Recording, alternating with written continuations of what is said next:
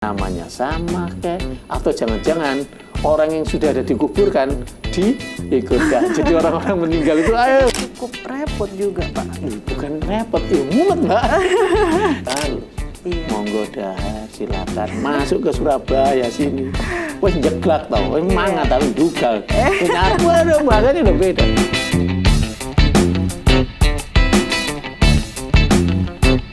Assalamualaikum warahmatullahi wabarakatuh. Hai teman-teman sekalian, balik lagi di Ngusik Ngerumpi Visip Asik bersama saya Ajeng. Hari ini kita akan berbincang sedikit lebih serius begitu ya. Mungkin kita akan sedikit berbincang-bincang tentang politik dan persiapan pemilu 2024. Hari ini saya sangat berbahagia karena narasumber kita pada siang hari ini sangat luar biasa. Saya akan menyapa terlebih dahulu Cak Kudus, yakni adalah seorang komisioner dari Bawaslu Provinsi Jawa Timur. Selamat siang Cak Kudus. Selamat siang Mbak Ajeng. Assalamualaikum warahmatullahi wabarakatuh. Alhamdulillah sehat. Ini agak longgar ya. Biasanya kita udah hampir nggak ada waktu karena memang sekarang ini kan tahapannya sudah masuk tahapan pemilu. Ya. Oleh karena itu memang kita harus benar-benar menjaga kondisi. Harus sehat, harus fit, dan menjaga waktu. Iya. Biar waktu dan dibagi sesuai dengan kapasitas diri dan pekerjaan. Itu. Iya. Itu Mbak Ajeng. Ya alhamdulillah saya senang kalau kabarnya bagus. Semoga kita juga bisa mempersiapkan yang terbaik gitu Pak ya untuk pemilu 2024 mendatang. Baik Pak Kudus, berbicara sedikit tentang Bawaslu Provinsi Jawa Timur. Nanti mungkin saya akan bertanya lebih dalam seputar persiapan apa saja yang dilakukan oleh oleh Bawaslu Provinsi Jawa Timur dalam menghadapi pemilu 2024. Baik teman-teman sekalian, di Bawaslu Provinsi Jawa Timur selain juga punya fungsi sebagai pengawasan, kita juga perlu bertanya lebih jauh kepada Cak Kudus, kira-kira apa sih yang sudah dipersiapkan oleh Bawaslu Provinsi Jawa Timur dalam menyongsong pemilu 2024. Monggo silakan Cak Kudus bisa berbagi bersama kami di sini. Ya, terima kasih Mbak Ajeng. Hari ini saya sangat senang dan berbahagia bisa berbagi informasi kepada seluruh yang ada di Jawa Timur, bahkan seluruh Indonesia. Yang pertama adalah kami ini ada 7 orang, Mbak. Okay. Ada 7 orang Bawaslu yang ada di Jawa Timur. Nah, ada terdiri dari beberapa divisi. Kebetulan saya di divisi hubungan masyarakat dan data dan informasi. Satu itu. Yang kedua adalah kami juga dibagi menjadi beberapa wilayah. Wilayah kerjanya dibagi. Nah, kebetulan saya ini mendapat wilayah yang ada di daerah Blitar, Kota Kabupaten, Tulungagung, Kediri Kabupaten, Nganjuk, dan Jombang. Nah, itu wilayah saya. Nah, apa yang harus kita lakukan? Ini menjadi penting. Yang pertama adalah satu, kita ngomong soal demokratisasi yang ada di Indonesia. Pintu yang sudah kita sepakati bersama adalah soal bagaimana kita menyukseskan dalam proses penyelenggaraan pemilu. Pemilu kita tahun 2024 ini pemilu yang berbeda dengan pemilu-pemilu lain. Ada banyak sesuatu yang istimewa. Yang pertama adalah pemilu ini dan pemilihan itu dilaksanakan pada tahun yang sama, tahun 2024. Dilakukan terutama legislatif sama eksekutif, jadi pilihan anggota legislatif dan presiden itu pada satu waktu, bulannya Februari. Bisa dibayangkan itu, waktunya sama. Nah, baru nanti di bulan November itu adalah untuk pilihan kepala daerah. Nah, itu adalah tugas kita bersama, bukan hanya tugas penyelenggara. Penyelenggara itu ada 3, ada yang lebih teknis tentang mengatur tahapan itu adalah yaitu Komisi Penyelenggara Pemilu, yaitu KPU. Komisi Pemilihan Pemilu itu adalah KPU. Yang kedua adalah yang mengawasi proses, yaitu Badan Pengawas Pemilu adalah kami ini. Saya ini di Provinsi Jawa Timur. Nah, yang ketiga, 2 lembaga ini harus diawasi secara baik etik dan pelaksanaan. Siapa itu? Yaitu adalah yang disebut dengan DKPP, Dewan Kehormatan. Jadi kalau misalnya kami mengawasi KPU ada beberapa problemnya, oh ini ternyata menyalahi pelanggaran soal administratif. Nah, itu kami yang melakukan pengawasan. Bahkan bisa kami melakukan penyidangan beberapa persoalan termasuk soal sengketa partai politik kemarin. Nah, di antara kedua ini kalau misalnya ada pelanggaran secara etik, itu langsung diproses sama DKPP. Nah, 3 penyelenggara ini penting. Nah, 3 penyelenggara ini tidak serta-merta pemilu tergantung pada 3 ini. Tetapi ada beberapa hal yang harus kita akui. Komponen itu salah satu adalah masyarakat.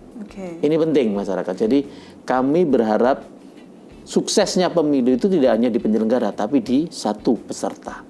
Peserta itu siapa? Yaitu tadi yang sudah saya sebut, yaitu partai politik atau perseorangan. Itu silakan, yang suksesnya ini tergantung mereka. Karena kalau nggak ada peserta, kita nggak ada tugasnya, Pak. Jadi kalau misalnya nggak ada yang ikut di partai politik yang masuk, tidak ada calon legislatif, tidak ada presiden, nah apa gunanya? Yang kedua adalah masyarakat. Jadi satu adalah peserta, yang kedua adalah masyarakat. Nah, masyarakat ini penting. Kenapa? Karena kami sadar, kami saja misalnya yang di Bawaslu, di level nasional, di level RI itu hanya ada 5 orang. Di provinsi yang penduduknya itu besar kayak di Jawa Timur ini hampir di atas 30 itu DPT-nya itu, kita ini 7 orang. Kabupaten kota kita itu kalau kabupaten itu 5 orang. Kita punya 38 kota kabupaten. Nah, itu kita punya kira-kira dikurangi 7 karena ada kota yang hanya komisionernya 3 orang. Misalnya. Nah, disitulah kita itu terbatas betul, satu. Yang kedua, kita punya di level kecamatan 3 orang. Nanti lagi juga ada di level kelurahan. Ini prosesnya sedang akan mulai. Lalu ada di level desa. Setelah desa ada di level TPS. Nah, ini adalah personil yang di kami. Di KPU juga begitu. Nah, oleh karena itu ini peran serta masyarakat itu diharapkan bagaimana kita berpartisipasi dalam penyuksesan itu. Bagaimana dengan hubungannya dengan kami? Satu adalah kami ini sadar, kami ini terbatas. Oleh karena itu peran penting masyarakat ini menjadi sangat dibutuhkan. Siapa saja yang menjadi peran penting itu? Satu misalnya, hari ini misalnya di kampus UIN Sunan Ampel, saya lebih khususkan di Fakultas Ilmu Sosial dan Ilmu Politik. Ini fakultas ini menjadi satu titik bagaimana misalnya sangat penting dalam berperan untuk menyukseskan demokrasi yang ada di Indonesia. Kenapa? Ini fakultas ini memiliki banyak komponen yang itu banyak mensukseskan dari yang namanya demokratisasi itu. Satu, ada dosen. Dosen ini ada pemangku kebijakan, ya ada Pak dosen, ada Pak dekan, ada banyak peneliti di sini. Itu bisa mengambil satu bentuk misalnya berpartisipasi pada bisa jadi soal kebijakan, bisa jadi soal konsep di situ itu. Yang lagi rame hari ini misalnya, lagi rame ini yang belum diputuskan di MK adalah soal sistem pemilu. Sistem pemilu ini kan lagi rawam ini. KPU beberapa ini yang lagi rame, beberapa partai politik kumpul agar tetap modelnya proporsional terbuka. Yang satu sisi ada partai politik yang juga menginginkan tertutup. Yang seperti era-era sebelum reformasi itu kan modelnya tertutup. Jadi milihnya partai politik. Itu kan. Nah, ini rame ini. Nah, bagaimana kami nggak boleh ikut terlibat dalam itu. Nah, kampus bisa berpartisipasi. Misalnya memberikan kajian. Manfaatnya apa kalau misalnya tertutup? Dilihat dari kajian akademis kayak apa? Dilihat dari sisi kemanfaatan itu otoritas yang ada di Sivitas Akademika FISIP. Saya yakin banyak tokoh-tokoh penting yang ada di kampus ini. Di FISIP ini banyak, apalagi FISIP punya program studi ilmu politik. Nah, itu akan sangat menjadi sesuatu yang luar biasa kalau itu menjadi bahan kajian-kajian penting yang ada di prodi ini. Itu soal kebijakan. Belum lagi misalnya keterlibatan teman-teman mahasiswa. Itu banyak. teman mahasiswa, apalagi sekarang di era Pak Jokowi ini ada istilahnya kampus merdeka. Jadi bisa berperan aktif dalam soal demokratisasi ini. Apa saja perannya? Bisa jadi misalnya, apalagi ini sudah semesteran sudah mau akhir, itu bisa jadi misalnya magang. Magang itu banyak di penyelenggara, ada di KPU, ada di Bawaslu. Kalau di kami akan bagaimana kita belajar bersama soal mengawasi ini kayak apa. Tuh. Nah, saat ini tahap-tahap minggu ini, Mbak, minggu-minggu ini satu yang sudah berjalan itu adalah pertama adalah rekrutmen badan ad hoc. Apa itu? Yang di KPU itu adalah PPS, penyelenggara level desa atau kelurahan. Sekarang ini ada kemarin yang baru tes tulis. Itu. Nah, itu bisa misalnya peran kita kampus misalnya mengawasi ini bagaimana proses rekrutmennya. Seperti apa? Apakah sesuai misalnya dengan aturan? Apakah ada diskriminatif? Apakah ada misalnya sebarannya ini ada disparitas enggak? Oh, di kecamatan tertentu ternyata yang daftar cuma sedikit, ini banyak, kayak apa, kenapa ini? Itu kan bisa itu perannya. Apa pentingnya orang berpartisipasi itu? Ini dia yang ada di KPU. Minggu depan 2-3 minggu lagi itu di kami. Kami juga akan melakukan rekrutmen. Itu di level kelurahan desa, pengawas di level kelurahan desa. Nah, ini adalah minggu-minggu ini. Yang kedua, tahapan sekarang ini sudah masuk pada tahapan yaitu yang kemarin, minggu yang kemarin adalah pendaftaran calon Dewan Perwakilan Daerah, DPD. Nah, sekarang udah masuk DPD. Masuknya apa? Mereka ada dukungan. Misalnya Jawa Timur itu kan nanti akan ada 4 orang. Nah, dukungannya itu dari yang mendaftar. Sekian ya, setahu saya sekitar 21 dan 20 itu dari yang sudah sama KPU saya agak lupa angkanya itu berapa. Kalau nggak salah 21.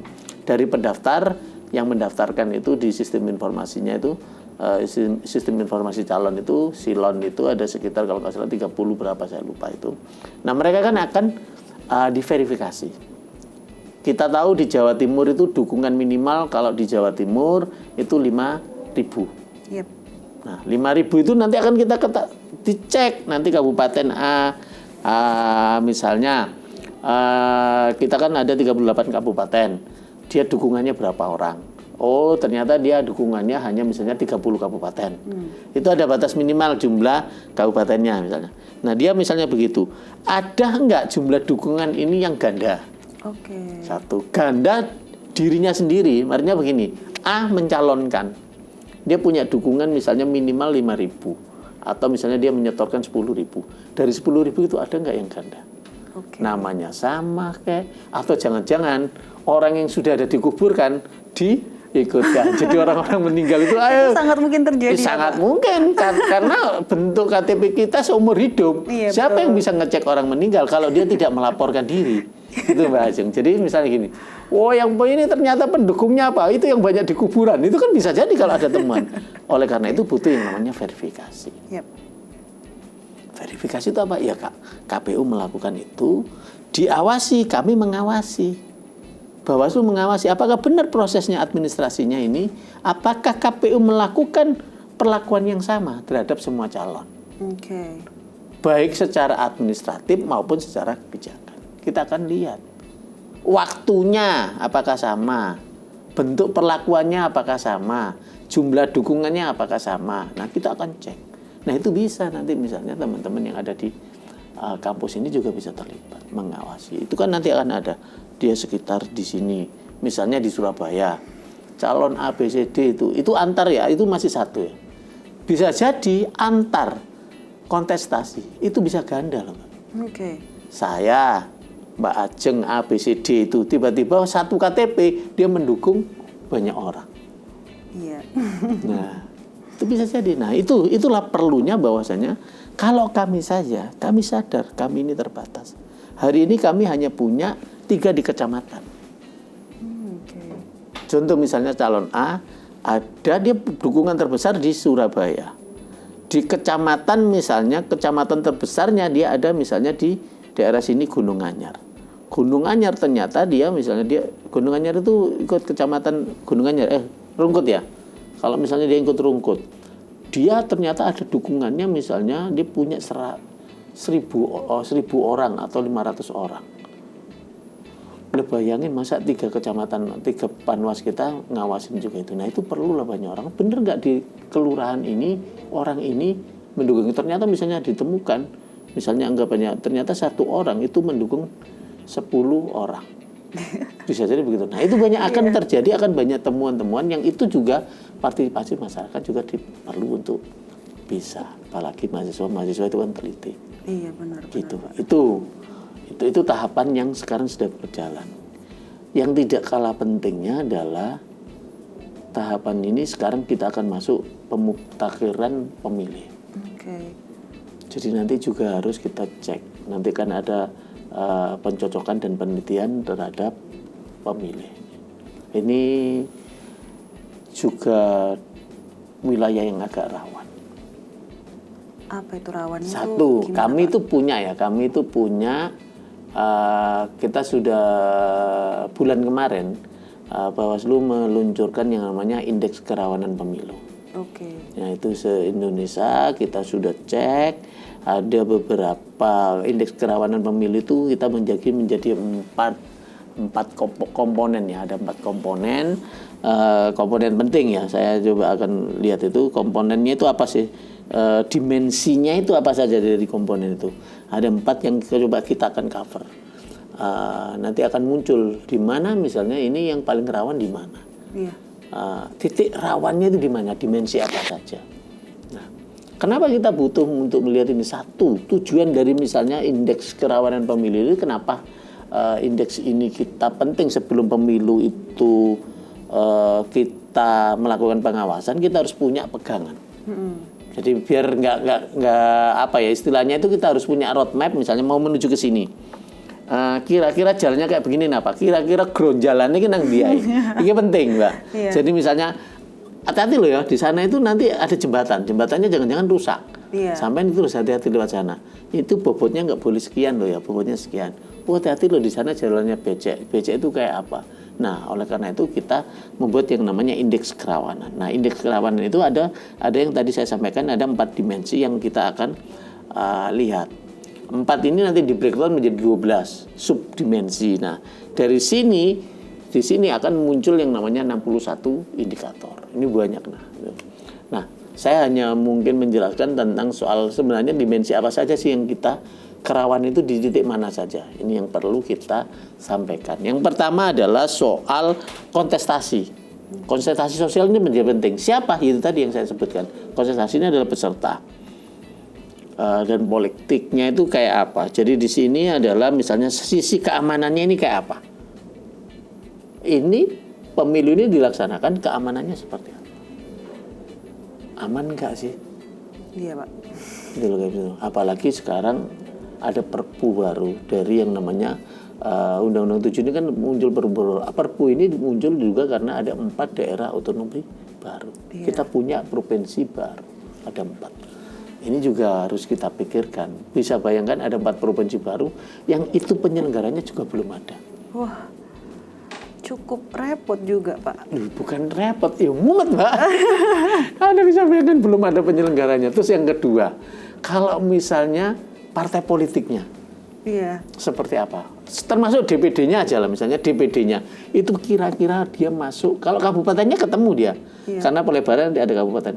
Dia ikut provinsinya di mana? Baru. Iya. KTP-nya itu kan masih KTP lama misalnya. Iya. Ini kan harus ada penyesuaian. Belum lagi dia masih belum punya yang namanya daerah administratif tentang kepala daerah. Belum ada. Oke. Ini kan kalau menurut teman-teman FISIP kan ya sak perkoron sendiri ini kan. Iya, Pak. Ini kayak apa kepala daerah ono, birokrasinya belum ada, masih ikut akan birokrasi di tetangganya kan baru. Akhirnya semuanya ikut pusat. Nah ini kan problem-problem itu problem bukan di Provinsi Jawa Timur, tapi ini adalah problem nasional itu yang juga nanti akan menjadi contoh kira-kira kita itu akan mengalami. Nah itu bagaimana sisi keamanan? Oke. Di Jawa Timur misalnya sisi keamanannya kayak apa? Kira-kira selalu Jawa Timur menjadi rujukan. Jawa Timur aman, Indonesia aman. Kenapa bisa seperti itu, Satu, Pak? karena memang karakternya ini di Jawa Timur itu kan karakternya majemuk. Iya. Dari sisi misalnya sukunya majemuk, ya toh. Iya. Karakter mahasiswanya, masyarakatnya itu majemuk. Sampean bisa bayangin, mulai dari Ngawi sampai Banyuwangi apalagi Madura, bahasa itu Mbak beda. Betul Bahasa banget. itu beda. Bahasa beda. Agak ke sana, ke barat orang yang menyebut Matraman itu agak halus. Iya. Monggo dahar, silakan masuk ke Surabaya sini. Wes jeglak tau, wes mangat tapi dugal. Ngarep waduh bahasanya udah beda. Agak ke sana sedikit pakai Madura, bahasanya udah berbeda. Betul, betul.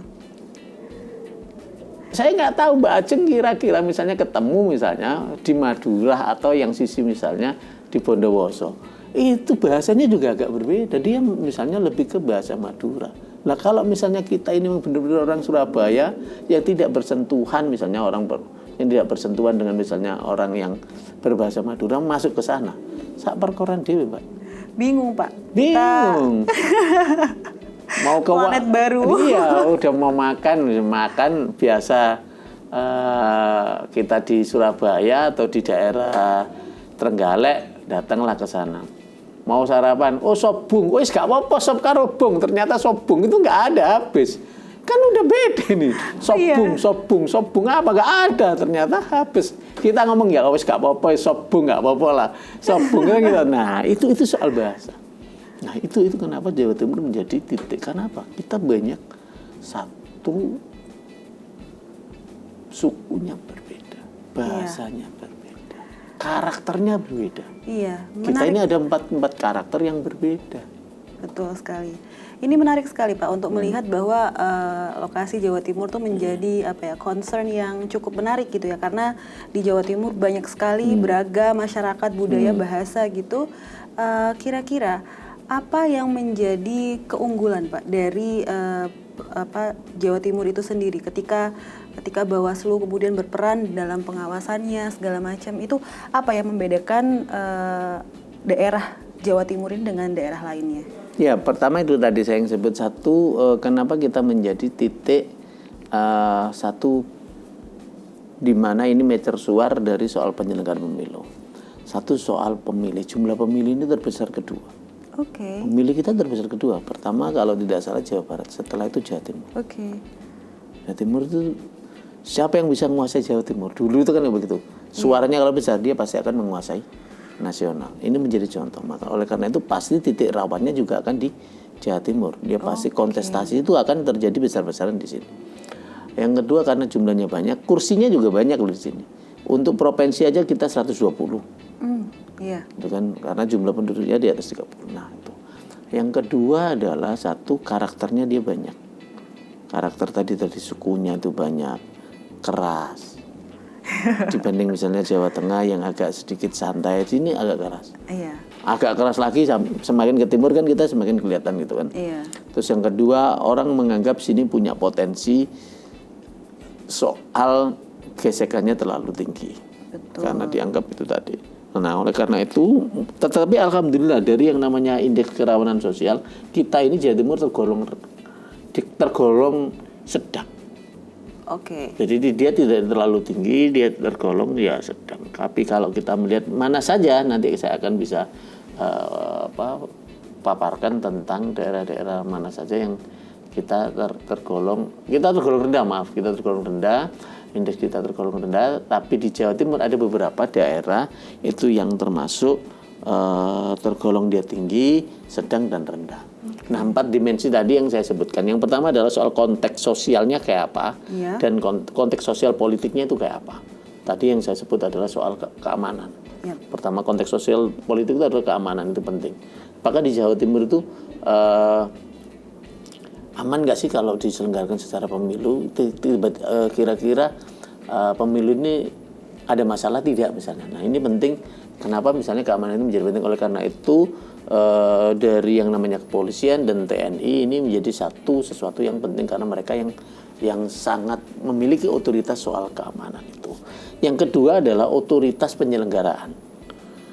Ini siapa itu? Ya otomatis misalnya kalau misalnya di pemerintah itu juga ada gubernur, ada bupati, terutama di penyelenggaraan adalah di kita. Oke. Penyelenggaranya itu kira-kira dilaksanakan, ono masalah nggak? Oh enggak, oke ya, bagus. Makanya kenapa kita agak rendah, karena itu tadi lancar di sini. Cukup lancar ya, Cukup Pak? lancar dan tidak ada titiknya agak rendah. Makanya di beberapa tempat yang lain itu dia termasuk tinggi, itu kenapa itu tadi bisa jadi terjadi, ini bisa jadi ditunda. Misalnya kayak di tempat lain ya kan, di Jawa Timur enggak. Nah, yang kedua adalah pemilu ini gimana sih prosesnya kalau di Jawa Timur. Nah, itu tadi di dimensi yang namanya konteks sosial dan politik itu. Nah, terus yang keempat itu adalah otoritas penyelenggara. Oke. Otoritas penyelenggara adalah kita ini. Misalnya KPU-nya seperti apa, Bawaslu-nya seperti apa. Tuh. Nah itu. Yang kedua, dimensi kedua adalah soal penyelenggara pemilu. Siapa itu penyelenggara pemilu? Yaitu tadi ada KPU, ada Bawaslu. Yang ketiga adalah DKPP tadi yang saya sebutkan. Nah, di ini ada subkomponen yang penting yang tadi saya jelaskan. Yang pertama adalah soal hak pilih. Yang tadi saya sebut tentang muntarli. Apakah orang itu bisa memilih dengan enak di sini? Iya. Ataukah hak orang memilih itu bisa terakomodir? Saya punya beberapa catatan, walaupun tapi ini adalah forum yang penting karena kita di kampus, ini bisa dikaji. Adalah soal hak memilih. Dari beberapa yang sudah saya keliling itu, terutama di Jawa Timur itu ada sekitar 12.000 lebih pondok pesantren. Oke. Nah ini yang saya minta juga kepada negara agar negara juga memikirkan ini. Satu pondok pesantren itu rata-rata hak pilihnya itu mereka mendapatkan hak pilih. Kalau misalnya itu bentuknya legislatif sama eksekutif, rata-rata dia banyak memilihnya itu adalah di eksekutif, pilihan presiden. Oke. Kenapa? Berarti kan ada hak pilih yang hilang ini. Oh enggak, dia bisa memilih daerahnya. Ingat, pondok kita ini banyak pondok salaf. Gitu? Iya. Pondok salaf itu rata-rata pondok itu liburannya cuma 2. Satu bulan Maulid, kedua adalah bulan Ramadan. Iya. Ya kalau kita punya anak itu apalagi ini kampus UIN itu kan hampir bisa dikata 50% itu memiliki basic pesantren. Iya. Kalau basic pesantren itu rata-rata dia liburnya 2. Sekarang karena Covid kemarin sekali. Apa hanya Ramadan? Dan kita tahu Ramadan itu liburnya rata-rata di atas tanggal 15 Ramadan. Itu baru dia bisa pulang. Satu. Sedang pemilu itu liburnya cuma 1 hari. Apakah pemerintah itu memikirkan ini? Pondok itu punya otoritas soal libur. Orang bisa pulang itu ada otoritas. Pondok ini kan sesuatu yang memiliki otoritas dalam pengelolaan. Nah, artinya apa? Coba saya kasih contoh. 3 sajalah, misalnya 3. Pondok pesantren Lirboyo, Sidogiri, sama Sukorjo. Lirboyo itu yang nyantri di sana itu penduduk yang asli dari dan ber-KTP Kediri itu nggak banyak.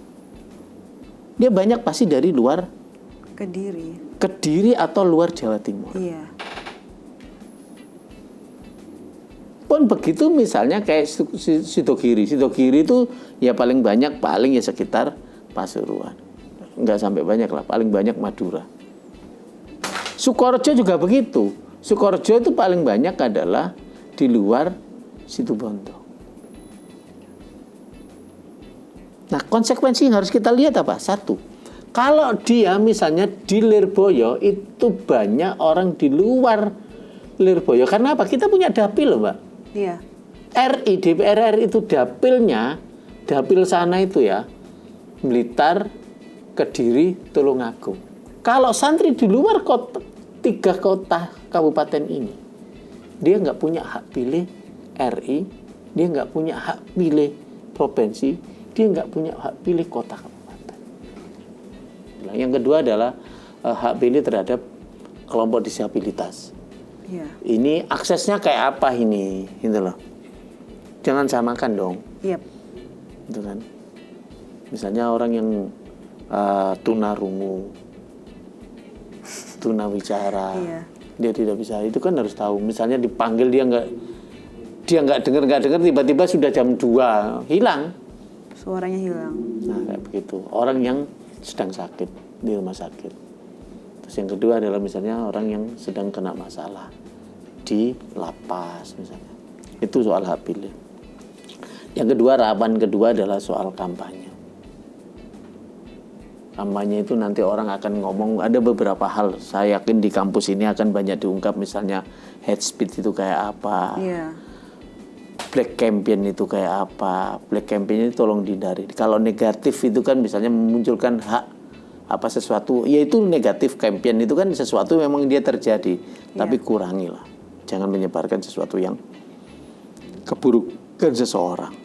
Nah itu di kampanye ya. Kampanye itu nanti akan terjadi yang sengketa ini. Ini ada hal-hal yang oleh karena itu kita butuh yang namanya mengawasi. Nah itu adalah komponen penyelenggaraan pemilu. Komponen yang ketiga adalah konsentrasi. Yang tadi saya jelaskan soal pesertanya kayak apa, orang punya hak pilih apa. Nah yang keempat ini yang penting, partisipasi. Nah partisipasi itu bagaimana partisipasi para pemilih itu. Yang kedua adalah kelompok. Partisipasi kelompok, siapa misalnya kayak universitas ini partisipasinya kayak apa. Yang kedua adalah masyarakat secara umum. Itu Mbak Ajeng. Itu menarik sekali Cak Kudus. Dari penjelasan Cak Kudus tadi, kira-kira kampus ini punya kesempatan apa untuk berkolaborasi begitu dengan Bawaslu Provinsi Jawa Timur? Iya, banyak hal yang bisa kita lakukan bersama ya. Satu misalnya, kami sadar betul karena kami ini terbatas, adalah satu misalnya kampus punya banyak peran. Yang pertama bisa jadi misalnya soal bagaimana misalnya kampus itu kan sekarang di era Pak Jokowi ini ada yang disebut dengan kampus merdeka. Iya. Nah bisa melibatkan masyarakat, dia terlibat aktif dalam soal pengawasan pemilu, baik tahapan maupun hal-hal yang terkait dengan kebijakan. Bisa dibagi misalnya dua. Ya udah, sivitas akademikanya misalnya dosen ngomongin soal tadi yang saya ceritakan soal misalnya contoh soal bagaimana sih mengatasi hak pilih ini. Terus yang kedua regulasinya kayak apa ini. Terus kira-kira konsepnya kayak apa. Ini kan bisa wilayah di riset, di penelitian yang dilakukan sama kampus. Yang kedua adalah soal kajian tentang kira-kira misalnya kita mau melakukan penguatan melibatkan mahasiswa dalam konteks tadi itu kampus merdeka, mereka terlibat dalam pengawasan. Bagaimana menyusun bahan ajar atau modulnya. Iya. Nah itu baru masuk pada sisi mahasiswanya. Apa yang bisa dilakukan? Satu misalnya sekarang ini musimnya mahasiswa itu magang, bisa magang di Bawaslu. Iya. Bisa jadi terlibat misalnya di pemantau pemilu. Bisa dibayangkan kalau misalnya mahasiswa itu dia terlibat aktif itu kan luar biasa. Iya. Apalagi itu nanti bisa dikonversi menurut para pimpinan yang ada di universitas ini dan di fakultas dikonversi menjadi nilai misalnya. Itu di kampus merdeka bisa. Nah itu peran penting. Apa yang bisa kita lakukan bersama? Satu itu tadi kita coba menggagas bisa jadi kita buat satu bentuk kerjasama bareng. Bagaimana Bawaslu bisa hadir di kampus juga bisa memberikan masukan-masukan yang penting pada kami yang ada di Bawaslu. Misalnya, ini loh tekniknya seperti inilah. Saya tidak tahu misalnya, tapi misalnya kampus menemukan format yang bagus, misalnya kayak tadi itu. Bisa jadi misalnya ada temuan misalnya kolaborasi soal mengatasi hak pilih yang ada di pondok pesantren atau yang di wilayah-wilayah rawan itu seperti apa, bagaimana cara mengatasi itu kan.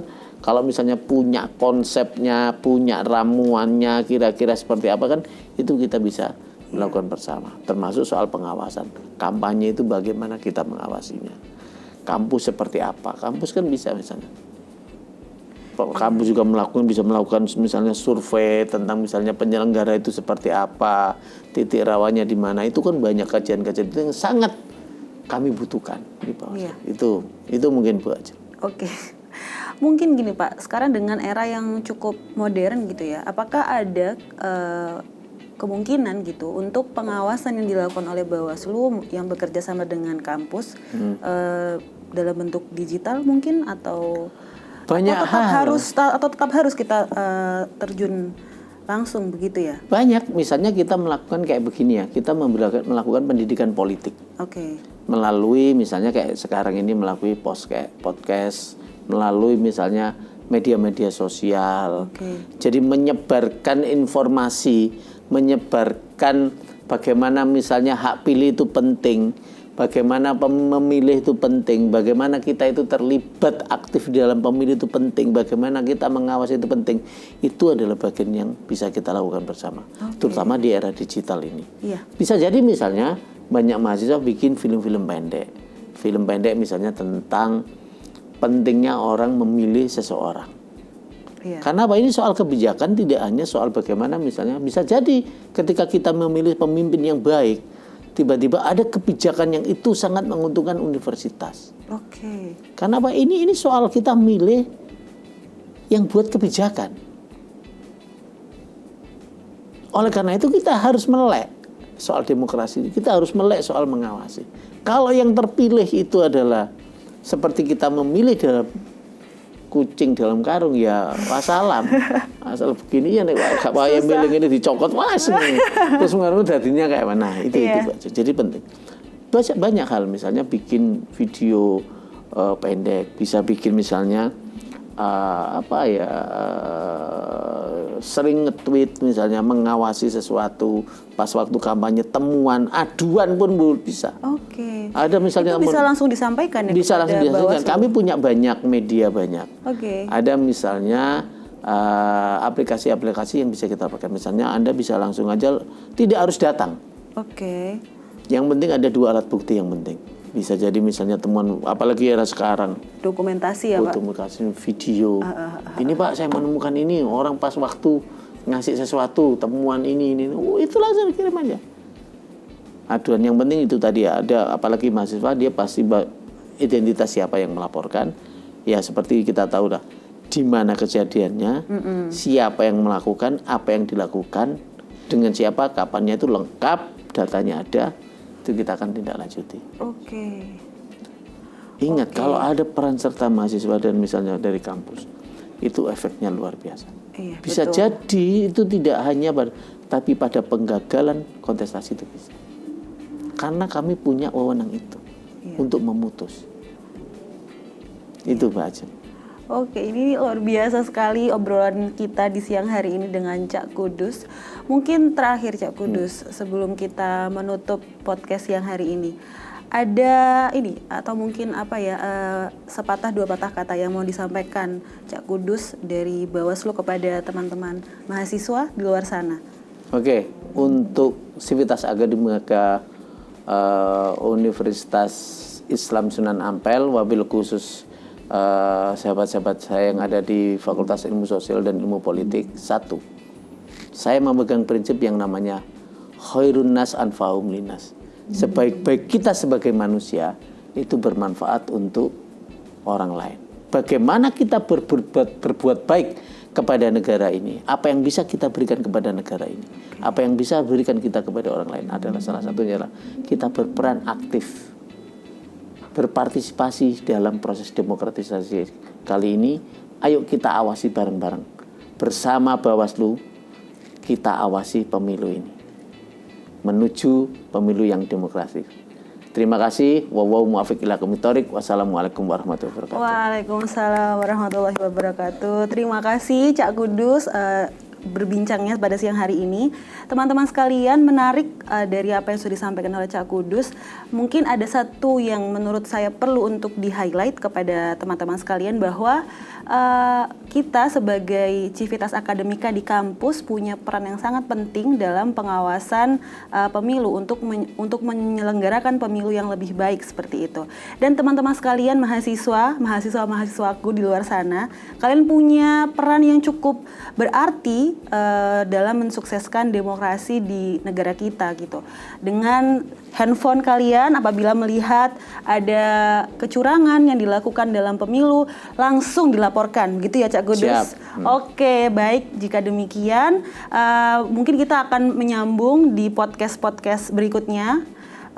Terima kasih Cak Kudus atas waktunya, atas kesempatannya di siang hari ini. Saya Ajeng Widya Prakasita, pamit undur diri. Wassalamualaikum warahmatullahi wabarakatuh. Waalaikumsalam.